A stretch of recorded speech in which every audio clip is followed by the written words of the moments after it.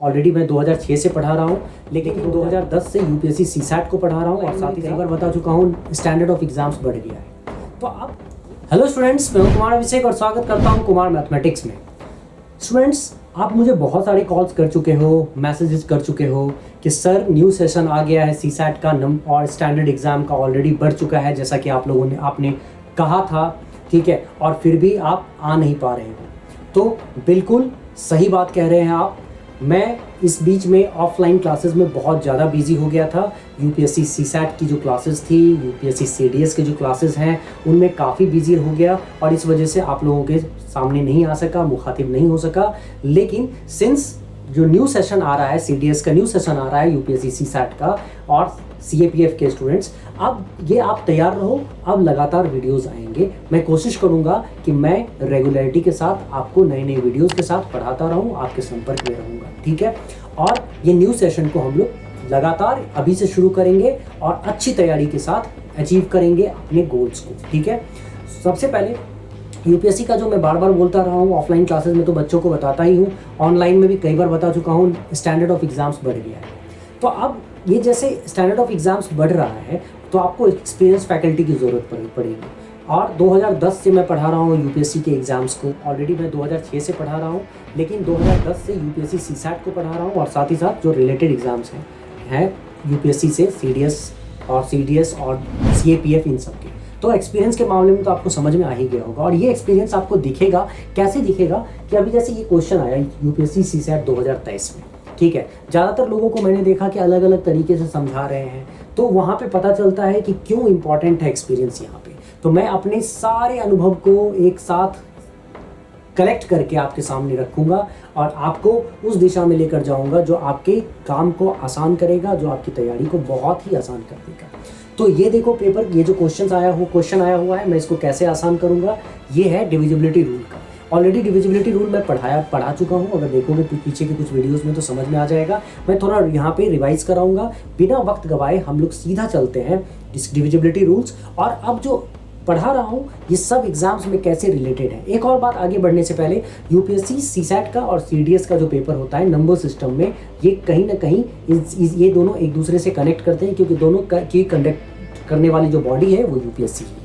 तो आप देखोगे कई क्वेश्चंस ऐसे हैं जो यूपीएससी सीडीएस में पूछा गया है, वो सीसैट में पूछते हैं, सीसैट में पूछा गया वो सीडीएस में पूछते हैं। तो गेट रेडी। और नंबर सिस्टम के आजकल नंबर ऑफ क्वेश्चंस तो देख ही रहे हो, कितने सारे क्वेश्चंस होते हैं।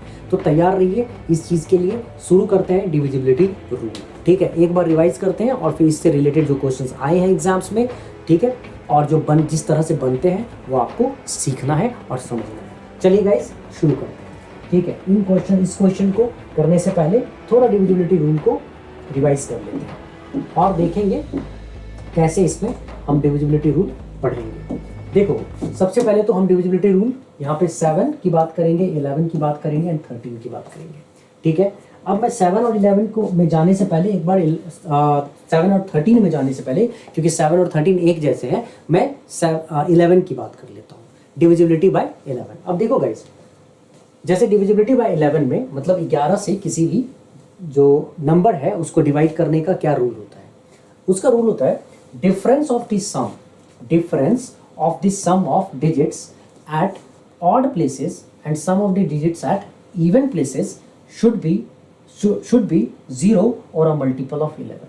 मतलब कोई भी नंबर हो, अगर उसके ऑड प्लेसेस का सम और उसके इवन प्लेसेस के जो डिजिट्स के सम का डिफरेंस या तो 0 हो जाए या तो मल्टीपल ऑफ 11 हो जाए। मल्टीपल ऑफ 11 का मतलब 11 या फिर 22 या 11 3 जा 33, 11 4 जा 44, मतलब ऐसा कुछ हो जाए तो वो नंबर 11 से डिविजिबल है। मतलब मैक्सिमम लोग जानते हैं, ठीक है। मैं थोड़ा सा रिवाइज करा रहा हूँ, ठीक है। अब देखो, जैसे एग्जाम्पल के तौर पर मैं यहाँ पे लिखता हूँ x y z ABC नाम का नंबर, ठीक है। अब पहले प्लेस पे x है, इसीलिए ऑड प्लेसेस में 1, x का नंबर होगा 1, ठीक है, y का नंबर 2, z का नंबर 3, a का नंबर 4, b का नंबर 5 और c का नंबर 6। तो जितने भी ऑड प्लेसेस के नंबर्स हैं x z b, ठीक है, 135 ऑड नंबर्स हैं, 135 ऑड नंबर्स हैं, इसीलिए x z b को ऑड प्लेसेस के नंबर कहे जाएंगे। और 2, 4, 6 इवन नंबर्स हैं, इसीलिए y, a और c को इवन प्लेसेस के नंबर कहे जाएंगे। ठीक है, तो अब हम लोग क्या करेंगे, सारे ऑड प्लेसेस के नंबर को ऐड करेंगे। क्या है यहाँ पे x, z और b, यहाँ ऐड करेंगे x plus Z plus b। Odd places का नंबर ऐड हो गया, और फिर इवन प्लेसेस के नंबर को ऐड करेंगे y plus a plus c, y plus a plus c, और इन दोनों का डिफरेंस या तो 0 आ जाना चाहिए। अगर 0 आ गया तो नंबर मल्टीपल है 11 का, या तो 0 आ गया तो इसका मतलब नंबर डिविजिबल है 11 से, और या तो मल्टीपल ऑफ 11 आ गया, मतलब या तो 11 आ जाए, 22 आ जाए, कुछ भी आ जाए, 11 का मल्टीपल तो भी 11 से डिविजिबल है, मतलब 11 से वो विभाजित हो सकती है संख्या। ठीक है, तो अगर ये चीज़ समझ में आ गया तो हम लोग एक काम करते हैं, हम यहाँ पे इसको सॉल्व करते हैं। तो सॉल्व करेंगे तो हम यहाँ पे क्या देख पा रहे हैं, ऑड प्लेसेस के नंबर्स 5 + 2 7, 7 + 6 13, तो 5 2 7 6 13, ऑड प्लेसेस का सम 13, और 3 + 4 7, 7 + 6 13, और इवन प्लेसेस का सम 13, और 13 और 13 का डिफरेंस क्या है 0। तो अगर 13 और 13 का डिफरेंस 0 आता है तो इसका क्या मतलब हुआ, इसका मतलब हुआ कि ज़रूर ये जो नंबर है 5 3 2 4 6 6 ये 11 से डिविजिबल है। इतनी बातें हम लोगों को समझ में आ जाती है। 11 की डिविजिबिलिटी के रूल्स में ये बहुत ही ईजी है समझना, कोई दिक्कत कहीं भी नहीं होती है। चलो अब हम लोग थोड़ा सा और आगे आते हैं। 11 की डिविजिबिलिटी के बाद जब हम थोड़ा और आगे बढ़ेंगे तो हम क्या देख रहे हैं, डिविजिबिलिटी बाय 7। समझना गाइस, कुछ चीज़ें समझ के आसान कर लेंगे हम। डिविजिबिलिटी बाय जानते भी हैं हम लोग, बाय 7। डिविजिबिलिटी बाय 7 क्या है, और डिविजिबिलिटी बाय 30, मतलब एक तरह के रूल्स होते हैं इसमें। डिविजिबिलिटी बाय 7 में और डिविजिबिलिटी बाय 13 में एक तरह के रूल्स होते हैं, तो मैं यहाँ पे बताऊंगा तो ज़्यादा आसान हो जाएगा समझना। डिविजिबिलिटी बाय 7 को पहले हम लोग समझ लेते हैं। जैसे मान लो कि मैं एक काम करता हूँ, एक नंबर चूज करता हूँ। ठीक है, जैसे नंबर चूज करता हूँ 3 7, एग्जाम्पल को अच्छे से समझने के लिए एक नंबर चूज करूंगा 3 7 9 4, और मैं ये देखना चाहता हूँ कि ये नंबर डिविजिबल है कि नहीं 7 से। अगर मान लो कि मैं ये देखना चाहता हूँ कि ये नंबर डिविजिबल है कि नहीं 7 से, तो मैं कैसे देखूंगा, तो मैं क्या करूंगा, सबसे पहले 7 के डिविजिबिलिटी में 7 के से कोई नंबर डिविजिबल है कि नहीं उसको चेक करने के लिए मैं उसके यूनिट डिजिट, नंबर के यूनिट डिजिट को, जो यूनिट डिजिट देख रहे हो ना यहाँ पे, उसके यूनिट डिजिट को 2 से मल्टीप्लाई करता हूँ। ऑलरेडी डिविजिबिलिटी रूल्स में मैं सिखा चुका हूँ, मतलब कोई नई बात नहीं सिखा रहा हूँ, बस रिवाइज करा रहा हूँ, और मैं दिखाऊंगा कि एग्जाम में कैसे क्वेश्चंस पूछ रहे हैं। ठीक है, यूपीएससी सीसैट में और सीडीएस में कैसे पूछे गए, तो मेनली सीसैट। ठीक है, तो मैंने क्या किया, इसको 2 से मल्टीप्लाई किया, 4 को 2 से किया, कितना आ गया 8, और जो आएगा प्रोडक्ट उसको बाकी के नंबर से मैं सब्ट्रैक्ट कर दूंगा। तो 4 में 2 मल्टीप्लाई किया 8 हो गया, सब्ट्रैक्ट करो, 9 में से 8 गया 1, यहाँ पे 7, यहाँ 1 371। अब ये 1 आया है ना, इस 1 को फिर मैं 2 से मल्टीप्लाई करूंगा, मतलब मैं ये तब तक करूंगा जो भी वैल्यूज आएंगे उसके यूनिट डिजिट को मैं 2 से मल्टीप्लाई करूंगा, जो भी प्रोडक्ट आएगा उस प्रोडक्ट को बाकियों से मैं सब्ट्रैक्ट करूंगा, और ये मैं तब तक करूंगा जब तक कि आखिरी तक मुझे पता ना चल जाए कि वो नंबर 7 से डिविजिबल है कि नहीं। ठीक है, तो मैं एक बार और 2 से मल्टीप्लाई कर रहा हूँ, क्या आता है 2 × 1 2, मैं यहाँ पे क्या करूंगा, जैसे ही 2 सब्ट्रैक्ट कर दूंगा। ठीक है, तो जैसे ही मैंने यहाँ पे 2 सब्ट्रैक्ट किया तो क्या आ गया मुझे, यहाँ पे सब्ट्रैक्ट करने के बाद ये आ जाता है हमको 15, वेट 7, ये 3 होगा गाइस, 3। ठीक है, ये 35 आया। ठीक, तो ये 35, तो अब ये 35 7 से डिविजिबल है कि नहीं है, कोई भी देख के बता सकता है कि ये 35 7 से डिविजिबल है। तो कंफर्म हो गया कि ये जो नंबर है 3794, ये आपका 7 से डिविजिबल है, एकदम कंफर्म है। ठीक है, इसमें कोई दिक्कत नहीं है। एक और एग्जांपल उठा लो गाइस, कोई प्रॉब्लम नहीं है, एग्जांपल उठा लेते हैं। 4 5 7 2 4, समझते जाना, अभी बहुत अच्छी अच्छी चीजें समझा। 7 मतलब एक इसको देखना है कि ये 7 से डिविजिबल है कि नहीं है ना। तो हम क्या करेंगे, 4 को मल्टीप्लाई करेंगे 2 से, 8 सब्ट्रैक्ट करो, 12 में से 8 गया 4, 12 - 8 4 6 5 4। अब ये जो 4 है जो आया है उसको फिर से 2 से मल्टीप्लाई करोगे, 4 मल्टीप्लाई टू 8, 8 सब्ट्रैक्ट किया, ये आ गया 448। ठीक है, अब इस 8 को मैं 2 से मल्टीप्लाई करूंगा, 16, मैं सब्ट्रैक्ट कर दूंगा 16, कितना आएगा 28, और ये 28 7 से डिविजिबल है, हम सभी जानते हैं। और यहाँ तक हम लोगों को समझ में आ गई बात। अब हम लोग थोड़ा आगे बढ़ते हैं, है ना, देखते जाओ और समझते जाओ। ठीक है, अब डिविजिबिलिटी यहाँ खत्म नहीं होता है, आगे भी बहुत सारी चीजें आने वाली है। ठीक है, जैसे मान लो यही नंबर्स बड़े हो जाएं, बड़े वैल्यूज के नंबर्स हो जाएं। ठीक है, जैसे एग्जांपल के तौर पे मान लो कि मैं यूं कुछ भी नंबर लिख देता हूं। ठीक है, जैसे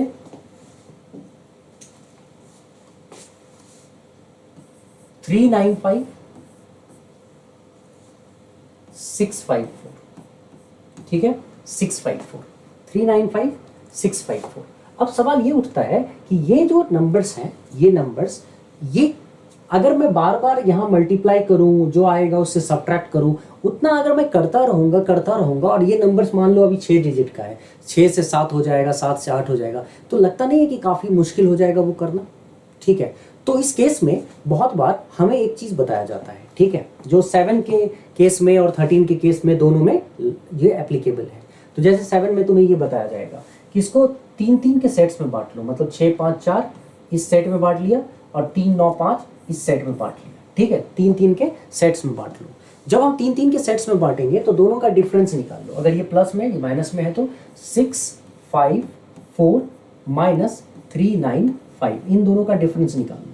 ठीक, मतलब समझना, जब वो चीज़ हमने क्या देखा कि मल्टीप्लाई 2 करके फिर सब्ट्रैक्ट किया, फिर जो आएगा उसमें मल्टीप्लाई 2 किया, फिर सब्ट्रैक्ट किया, तो टाइम वेस्टिंग हो जाएगा इतना। तो बताया जाता है इसमें हम लोगों को कि ऐसा है कि 7 के केस में और 13 के केस में, दोनों में ये एप्लीकेबल है कि तुम क्या करो, इस तरह के नंबर में 3-3 के सेट में बांट लो, या फिर एक 3 का डिजिट का एक तरफ रख दो और बाकी के जो नंबर्स बच गए उसको एक तरफ रख दो। मतलब जरूरी नहीं कि ये 3 हो, ये 4 भी हो सकते हैं, ये 5 भी हो सकते हैं।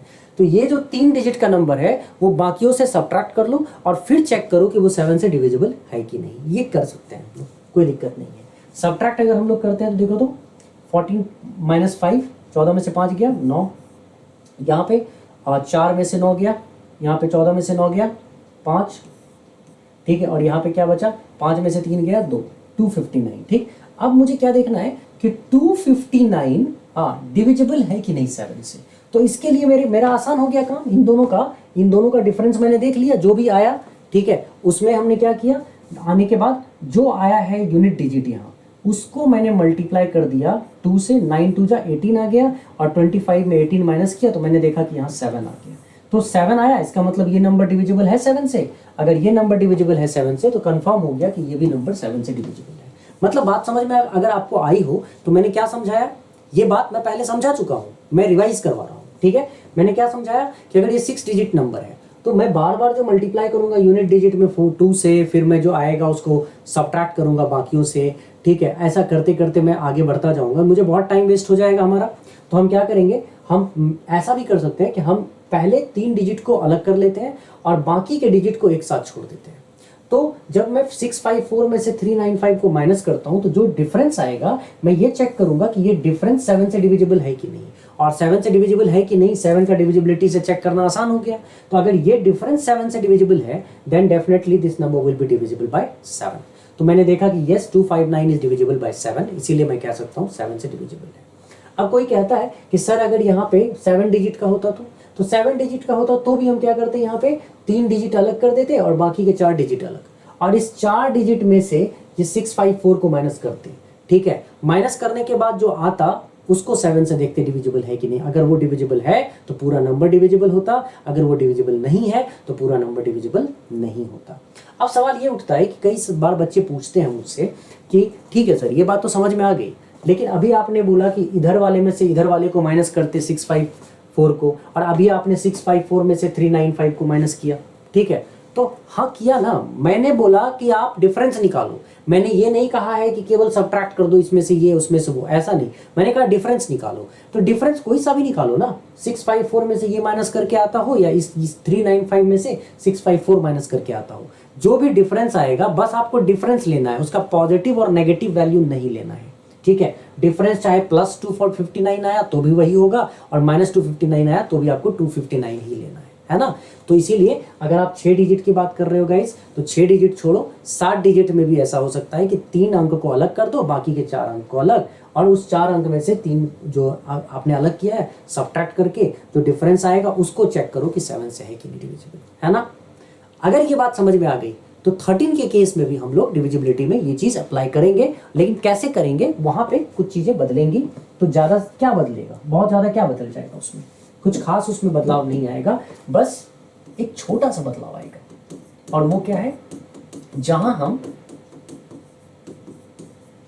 यूनिट डिजिट में 2 से मल्टीप्लाई करके जो प्रोडक्ट आता था उसे हम डिवाइड करते थे 7 से, राइट। इस केस में प्रोडक्ट आता था उसे हम बाकी के नंबर से सब्ट्रैक्ट करते थे और तब तक करते थे जब तक कि 7 की डिविजिबिलिटी का पता न चले। इसमें हम लोग क्या करेंगे, जो भी आएगा, ठीक है, जो भी आएगा, जैसे मान लो 8216 जो भी आएगा उसके यूनिट डिजिट को, इस केस में जो भी आएगा उसके यूनिट डिजिट को 4 से मल्टीप्लाई करेंगे, ठीक है। उसके यूनिट डिजिट को किससे मल्टीप्लाई करेंगे, 4 से मल्टीप्लाई करेंगे, ठीक। उसमें हमने 2 से किया और 4 से मल्टीप्लाई करने के बाद इस बार ऐड करेंगे, ठीक है। उसमें हमने क्या किया था, सब्ट्रैक्ट।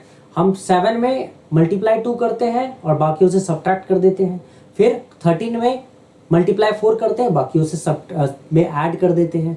उसके बाद 17 आएगा, अगला प्राइम नंबर जो होगा इसके बाद कौन सा होता है 13 के बाद 17 के यूनिट डिजिट में मल्टीप्लाई करेंगे 5 से, फिर सब्ट्रैक्ट करेंगे। मतलब पहले बार में सब्ट्रैक्ट, दूसरे बार में एडिशन, फिर सब्ट्रैक्ट, ऑल्टरनेट चलेगा, फिर एडिशन, है ना। तो खैर अभी तो हम लोग जो यूपीएससी के अभी जो हम लोग सवाल कर रहे हैं ना, ये यूपीएससी का फेवरेट टॉपिक है डिविजिबिलिटी। 7 और 13 के क्वेश्चन बड़े हैं, इसीलिए मैंने इसी को चूज किया है, क्योंकि 7 और 13 से बहुत सारे क्वेश्चन उन्होंने बना के दिया है। तो कैसा कैसा बना के दिया है वही मैं दिखा रहा हूँ।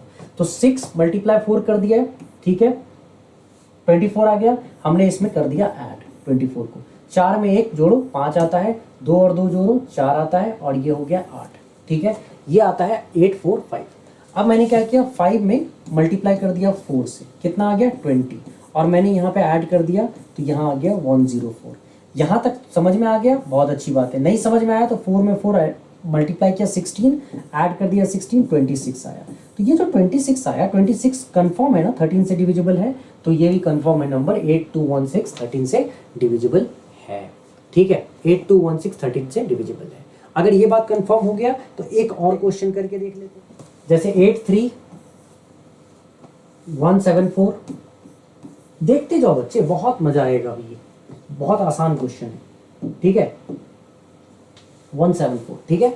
अब देखो 83174 में इसमें क्या होता है कि 4 को 4 से मल्टीप्लाई करूंगा 16, और यहाँ पे 7 में 6 से माइनस कर दूंगा 1, ऐड करूंगा तो 13 3 3 3, ठीक है। अब इस 3 में जो आया फिर से मैं 4 से मल्टीप्लाई करूंगा, 12 आया, 12 ऐड कर दूंगा तो 3 में 2 जोड़ो 5 आया, 3 में 1 जोड़ो 4 आया, और ये 3। अब जो 345 है इसमें मैं फिर से मल्टीप्लाई करूंगा 4 से, 20 आया, 20 ऐड कर दो 5। क्या ये 13 से डिविजिबल है? कहीं कोई एरर है क्या? चेक कर लेने दो मुझे, अगर एरर होगा तो ही, ऐसा पॉसिबल नहीं है। नहीं तो 83174 इज इट, ये जो लास्ट में लिखने में एरर होता है ना, इसकी वजह से पूरा एरर हो जाता है, कोई नहीं, ठीक है। 845, राइट। 5 में मल्टीप्लाई कर दो 4 से, 20 आया, ये क्या आ गया 104, वही बात हो गई। अब 4 में मल्टीप्लाई कर दो 16, मैंने ऐड किया 26। देखो तो at the end of the day 13 से डिविजिबल हुआ, तो इसका मतलब 83174 इज डिविजिबल बाय 13। मतलब 7 की डिविजिबिलिटी और 13 की डिविजिबिलिटी को इजीली समझ लिया हमने देख लिया, समझ में आ गया, हो गई बात खत्म, है ना। अच्छा, अब एक और बात समझो। कई बार क्या होता है कि जो रिपीटेड डिजिट्स हैं, ठीक है, उनके डिफरेंस को देखोगे, अगर उनके सेट्स बनाओगे और उनका डिफरेंस देखते हो तुम 0 आता है, तो ऐसे कंडीशन में वो भी 7 से और 13 से डिविजिबल होगा। जैसे एग्जांपल के तौर पे मैं बताता हूँ, ठीक है। जैसे मान लो कि मेरे पास ये है ABCXYZ नाम का नंबर, और और ABC नाम का नंबर, ठीक है। तो ऑफ कोर्स मैं दो सेट्स बनाता हूँ, ABC और ABC के, ठीक। अब ABC में से, जैसा कि मैंने बताया था कि ABC में से ABC अगर मैं माइनस करूंगा तो क्या आता है, 0। तो कंफर्म है ऐसे कंडीशन में जो ये जो नंबर है ना ABC, ठीक है, वो डिविजिबल है किससे, 13 से भी, वो डिविजिबल है 7 से भी, डिविजिबल बाय 7 एंड 13। ऐसे नंबर 7 से भी डिविजिबल होंगे और 13 से भी। देखो यहाँ याद रखो, यहाँ मैंने बोला था ना, ये देख रहे हो, इस कंडीशन में मैंने क्या बोला था कि सेपरेट कर लेना डिफरेंस। यहाँ चूंकि 7 डिजिट में भी ये लग जाएगा, 8 में भी, लेकिन यहाँ अगर मैं 6 डिजिट की बात करता हूँ और 3 इधर है, 3 इधर है, तो दोनों का डिफरेंस मैंने क्या देखा कि दोनों का difference should be divisible by 7 और 13, राइट। लेकिन अगर दोनों का डिफरेंस 0 आ जाए तो ऑफ कोर्स दोनों का डिफरेंस 0 तभी आएगा जब सेम नंबर इधर हो, सेम नंबर इधर हो। तो उस कंडीशन में भी वो नंबर किससे डिविजिबल है, 7 से और 13 से डिविजिबल है ही, ठीक है। तो उस कंडीशन में जब देखोगे तो यहाँ पे देखो, कोई भी नंबर अगर मैं यहाँ पे लेता हूँ, कोई सा भी नंबर तुम ले लो, ठीक है, 3 4 2, 3 4 2, कंफर्म है कि 3 4 2 अगर डिफरेंस इनका 0 है तो ये नंबर जरूर 7 से डिविजिबल होगा और ये नंबर जरूर 13 से डिविजिबल होगा। मतलब इस तरह के नंबर जिनका डिफरेंस होता है, ठीक है, जिनका डिफरेंस 0 होता है, मतलब 3 के सेट्स बनाओ, मतलब 3 4 2, इनका डिफरेंस 0 होता है, ये कंफर्म है कि ये इस तरह के जो नंबर्स होते हैं वो नंबर्स 13 से और 7 से डिविजिबल होते ही होते हैं। तो क्या इतनी बातें समझ में आ गई? मुझे नहीं लगता है कि इसमें कुछ खास समझाने की और ज़रूरत है, और अगर इतनी बातें समझ में आ गई तो अब तुम्हें मैं इस पे क्वेश्चंस बताऊंगा तो तुम्हें ज़्यादा अच्छे से समझ में